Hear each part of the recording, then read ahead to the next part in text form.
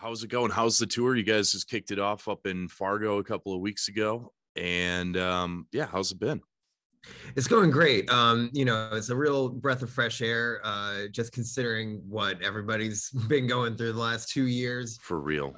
It was amazing that we were able to, get back out on the road in late 2021 and now pick up, this year right away with such a powerful tour. We're really excited and it's off to a great start. Absolutely. I noticed and I just want to know what it's like, picking out the set list for a Slipknot tour. Does it change, based on where you're at, or do you guys, like, how do you all sit down how many of them are you now? 8? Is there 8 still, or 9? 9 guys. Nine guys. Okay, cool. How do you sit down and be like, hey, we have 1,000 songs. What songs do we play for this? Yeah, it's difficult. Tour? It's difficult and it gets harder, the more and more music you have, the more records you make, you want to make it kind of an even spread. And especially when you want to dip into the exciting stuff that you're up to currently, so my favorite part of crafting a set list is getting to figure out what new stuff we can inject in there that makes sense with other songs in the catalog and stuff. But it does become a challenge after a while. So at the beginning of the tour, we'll kind of get a discussion going. We'll have like a group kind of chat about what everybody's feeling they want to play. And for a set like this is actually the longest set list in Slipknot's history. Dang. And that was kind of a conscious effort. We wanted to mainly prove to ourselves that we could do it. Play over 2 hours, which we haven't done yet before. So we're doing that now. And yeah, keeping it interesting and engaging and what feels like a good flow of music, because oftentimes we're always kind of focused on like the flow of a record when we're putting together a record, kind of like we are now. But with a show, it's a very different kind of vibe. So the peaks and valleys are a little bit different, and we feel like this set list, encapsulates a lot of Slipknot's history pretty evenly. And it really packs a punch. It does not let up on the audience and ourselves. So it's a lot, and yeah, it's tough letting certain songs go by the wayside, but there's only so many you can play when you're talking about 2 hours of music. So, we kind of just come up with a batch of songs that we hope people, enjoy as much as we do playing, and just kind of see what happens. So this is going to be the 3rd album that you have been on with Slipknot. Tell me, I've always wanted to know, because Slipknot's been such one of those bands full of mystique, and no one, like, for a while you didn't see their faces and didn't even know who anyone was. What's it like to write and record any song with these guys? Like, how do songs come to be from Slipknot? In a myriad of ways. There's really no one set formula for anything that happens. I think the one thing that we can all expect when we embark on making a new album, because it takes so much time and energy and thought. The one thing I think that we try to maintain is that each process is pretty different. We want to push ourselves, and the only way you're going to push yourself is to change it up, make yourself uncomfortable in situations so you can become comfortable in those situations. And so, I think pushing what we do to the extreme, you want to kind of level up, for lack of a better term, each time you kind of go back to the drawing table. So fortunately, now after 3 records, I noticed certain patterns of the way that we work together, and our musical chemistry, and the trust that's there, because we're all just kind of trusting each other to make the greatest thing possible. So that could start with, a lyric, it could start with a guitar riff, it could start with a drum beat, it could start with something that Sid pulls from outer space. There's a million different, ways to go about it. My first record with the band, The Gray Chapter, was very much like, I'm very proud of it, but I can tell in it was a lot of like getting up to speed and really feeling out, my new bandmates, because I joined the band and literally the next day we were, working on demos for that record. Yeah. So, then so much of it is informed by our live show. Like I find that when we went into make We Are Not Your Kind, so much of what we were doing was informed by how our natural musical chemistry is and how we are on stage. Really, I feel made it into that record. Excuse me. And then making this record, I think, was kind of just following more down that wormhole and working with new people. We were this time around, we were able to work with Joe Barisi, which was an exciting time to, I love working with Greg Fiddleman, who did our last 2 records. But working with Joe this time was different and a lot of fun. And yeah, it's all about, the creation just is so thorough, and it takes so much of all of us that, it's like, it's so much more than I could have ever expected, being an outsider of the band and now having made 3 records. It's a gnarly experience that tests everybody, but I think the music at the end of the day, kind of speaks for itself, and we're very happy with it. Well, let's talk a little bit about this new music. We've gotten the one song, the Chapeltown Rag, we've gotten that out. How would you describe the new album from Slipknot? I would say we kind of turned up the dials on experimentation, and there's some new things happening that are really exciting, really interesting. Stuff that maybe I wouldn't have even expected us to pull out of our hat. We've got a song that's like, it's like a heavy fucking, the heaviest blues song on earth, stuff like that. That's super exciting to hear what guys are doing, especially then once we're working on the instrumental for a while, then we get to hear what Corey brings to the table and how that elevates things and turns things into newer and better and whatever. Like it's very exciting to hear that come, kind of take shape. But man, there's so much in it that is trademark Slipknot, like we're not going to get away from that.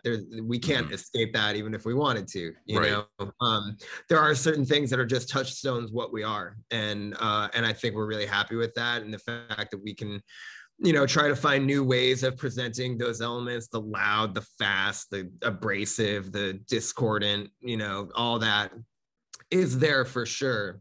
And that's really exciting. I think the Chapeltown Rag is a great example of that. I think that's a song that's us kind of at peak energy and chaos.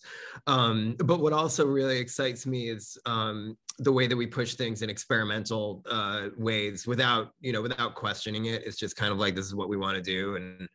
And people can take it or leave it. We don't really care. And songs like have shown their face before, like on our last record, Spiders was a great example of a song that is totally out of no playbook of Slipknot's, but we make it Slipknot. I think now that we're kind of in this final stage of mixing this album, I think I'm confident in saying that we just kind of turned up the dials on all that experimentation, and there's some really new stuff that's super exciting, and I hope it makes its way onto the stage soon. It's going to be exciting to share. That's so cool. I love it when bands aren't afraid to experiment, especially one that's been around for upwards of 23 years now. The Slipknot's had some legendary members and that have passed, like Joey Jordison, who you've filled in for. You've taken that spot and the helm of that. And one of the signature sounds of Slipknot in those first records was his drumming and how all over he was, the fast on the double bass, the unexpected fills and things like that. How have you taken your style of drumming and then also melded it into that Joey Jordison sound that Slipknot was known for, and kind of made it your own? How have you done that?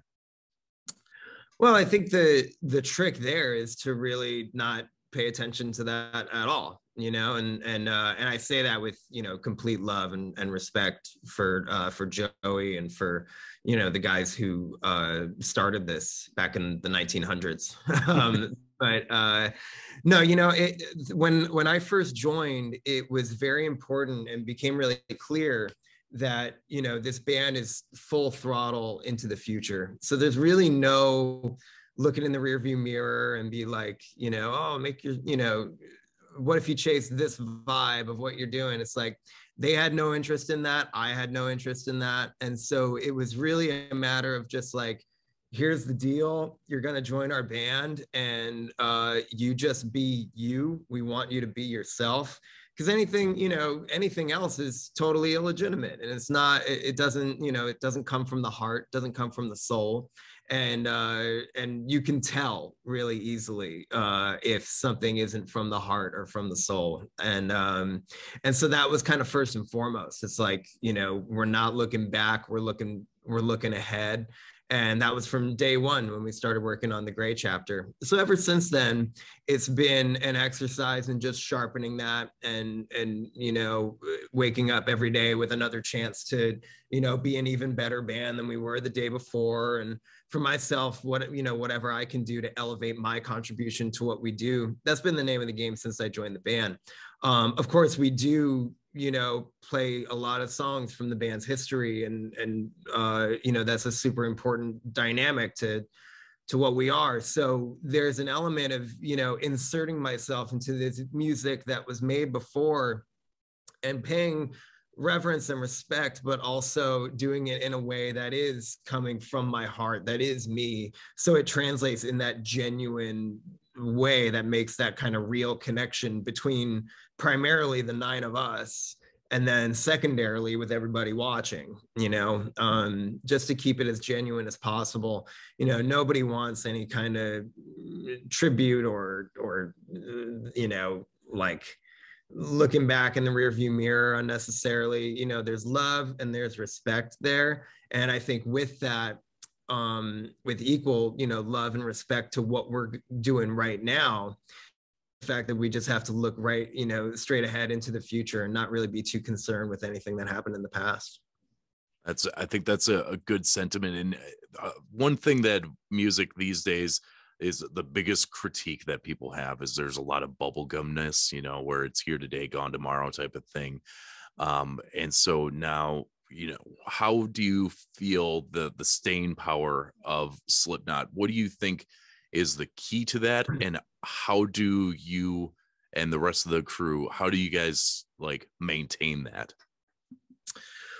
Well, I think you know, not to sound like a jerk, but I think it's just like all of us kind of we really maybe take pride isn't the right kind of sentiment, but it's like all of us are such avid art and music consumers and stuff that I think at this point it's safe to say it's like we have good taste. You know, we know what's good and what sucks, and we have no problem telling each other that drum sucks or that guitar riff sucks or that whatever, like, you know, in the spirit of trying to make what we do better and up to our taste of what we find is you know, is good music. And you know, in this day and age of just so much, the ability for, you know, for anybody to share anything is kind of incredible. You know, it definitely is a great tool for searching out new music and art, but it's also, you know, it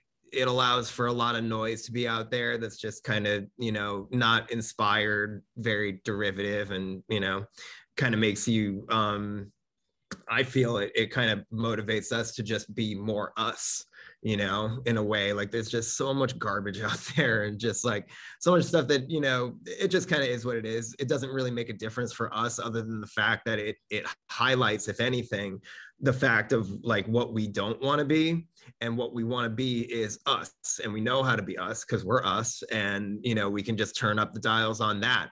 So you know, and all of us come from very different backgrounds. Like you couldn't get 9 more different people from each other. with very different tastes and different, you know, musical sensibilities and musical vocabularies and stuff. And the one place where we all intersect is Slipknot. And I find that to be pretty fascinating.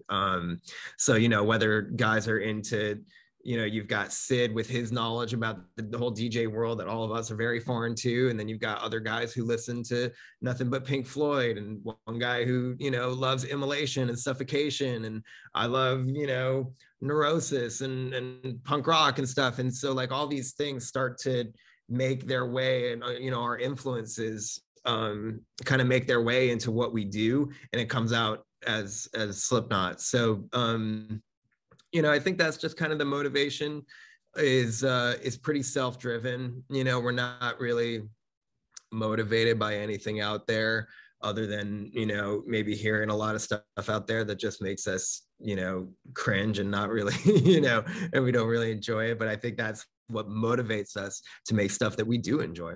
What kind of stuff is making you cringe right now? Oh man, I can't. You know, I had to ask. I'm not going to throw anybody on the bus. They all know who they are. Okay. Well, then we'll ask the opposite of that question. What is the art that has inspired you in the last couple of years to creating this new album? Oh man. I mean, I think as far as like, I wouldn't say that like anything finds its way like sonically into, you know, into our music, but I will say that, you know, there's a lot of amazing stuff going on now that is very inspiring for me personally. If, you know, if I can rattle off what I've been into that really, you know, makes me excited is like the newest Code Orange album, Underneath. It's fantastic. I really like the new album from Converge, Blood Moon. Oh hell yeah! Which is an incredible experimentation of that band. Really, really awesome. Who else am I into? I really like the new Amy Mann record. What else? Man, I feel like I'm on the spot. But those are, you know, those are some good, like, that's just some good music. Like I'm constantly trying to find out, you know, new music that speaks to me. And to me, if I can feel a person's heart and hard work, you know, in what they're doing, that's what's going to speak to me. I think, you know, we live in an age where it's very easy for artists to just kind of get caught up in, you know, churning out stuff without really investing their true soul in it. And it's like, you can hear that. You can hear that, you know, you're not listening to each other. You can hear that you're not, you know, all the way in it. And so when you do find artists that are releasing music, I'm really excited for the new Zola Jesus album that just got announced yesterday. That's super exciting. You know, there are great artists out there that you just gotta, you know, look for. There's fantastic stuff happening, even though it's in the midst of all this chaos and noise of whatever. You know, it's always like that, you know, like people in the 60s were railing against like disco and stuff, you know, and whatever. Like there's always that kind of blend of a, you know, a society that has stuff that's just unlistenable garbage, and then people who really invest themselves in what they're making. And I think that, you know, those are things that stand the test of time and make a true difference in the lives of music lovers like myself, you know, like that's what keeps me really interested in searching out new music, and hopefully that finds its way into, you know, what I'm up to with my, you know, my bandmates and stuff. Like hopefully we all stay inspired like that. Absolutely. Another part of Slipknot that has always been one of the major factors is the aesthetic. You know, the art, the masks, the costumes, the jumpsuits, everything like that. You just came out with your new mask, and I have your Twitter page up because it's just so cool to see the mask that you're wearing. It's terrifying, which I think is the goal. But I want to know what the inspiration was behind that and who you worked with. Sure. Yeah, the inspiration, I mean, you know, to me, it's kind of, I was, back before I joined the band, you know, I was very taken with the idea that with each album, and you can even break that down further into each, like between each tour within an album, you know, touring in support of an album, the guys' masks would change, and it would change like we do as people, and you know, it's reflective of your personality at you know, at that point in time. So you know, starting out, I had my mask that ended up kind of taking on more characters that were more me as time went on and stuff, and that kind of fed into where I went with my mask for We Are Not Your Kind. And now going into this album, I wanted to take that a step further and dial into all the, you know, the emotions and complex, you know, feelings about what we're going through, you know, right now. Like making this album in the midst of a really just like tumultuous time in the world, a really confusing time, you know, that's not just confusing for like, you know, a new generation. It's just like confusing for everybody. You know, with that in sync with the music that we're making kind of led me down to wanting to make certain changes and an evolution to my mask to just kind of better fit the way you know, I felt about things and feel about the world around me and stuff. And so, you know, I wanted to be a little bit different, a little aesthetically and visually kind of a left turn from where I had gone before, because the We Are Not Your Kind mask kind of felt like a little bit of a just a little bit of growth from the Gray chapter. Is by and large kind of the same guy, but a little bit different. This one I wanted to make very different, and so yeah, so we came up with something really great. We work with a great effects company called Ojala Effects, and their team there are fantastic. And so with a little bit of collaboration with them and putting our heads together about where we could, take this mask a little further. And you know, we just kind of refine it, and ultimately, actually, they finished making the mask right before our most recent show in LA, and they're based in Los Angeles. So I visited their studio the night before we played, and I was like, "Oh my God, this mask is like almost done. Can you guys like wrap this up by tonight, and then I'll wear it, you know, tomorrow during the show?" It was actually the adhesive was still like drying while I was playing, so I was just like huffing adhesive all night. But yeah, you know, I find that that's a huge element of what this band is about, is not letting go of that element of like further trying to discover yourself and have it be different. You know, it's when did we put out our last record? 3 years ago. So, you know, it's almost 3 years down the line, and you're, you know, who you are as a person changes, and who you are as an artist, a musician changes. So, you know, it's one of those elements that I think we get excited about. You know, just as we're excited about creating new sounds, we have a new opportunity to present new visual art as well. And so it's all, you know, a big expanded kind of play, you know, sandbox that we get to play in, and that's one element of it. And I'm excited with the direction of it. When are you able to tell me when we're going to get the new album, or any idea as to would we be able to hear a new song out on when you guys are out on tour besides the Chapeltown Ray? I'm not able to share it just because I simply don't even know. Okay. I'll tell you this, that when you and I can go to our local record stores and pick up a copy, that's when I know it'll be out.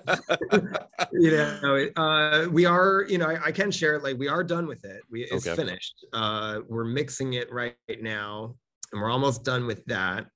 You know, it takes so much time because we really care a lot, and we, you know, we want it to be exactly what we want, because once we release it out there, we can't do anything about it.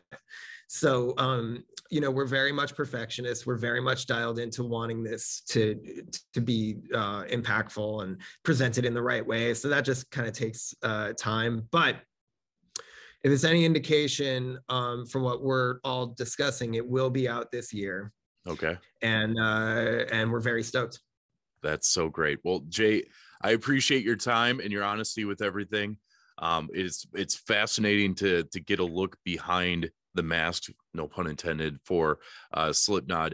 I've only talked to one other person from your band, and that was Clown, and that was right after the Gray Chapters came out. And I am happy to say this was not the weirdest interview that I've had, because that one still tops the list of the weirdest interview I've ever had with any single human ever. So past Try having him conduct your job interview. Yeah, right. Yeah. Yeah, it was a weird time, but I appreciate your time, and we'll see you guys in 2 weeks here in Green Bay. All right, man. We'll see you there. Sounds good.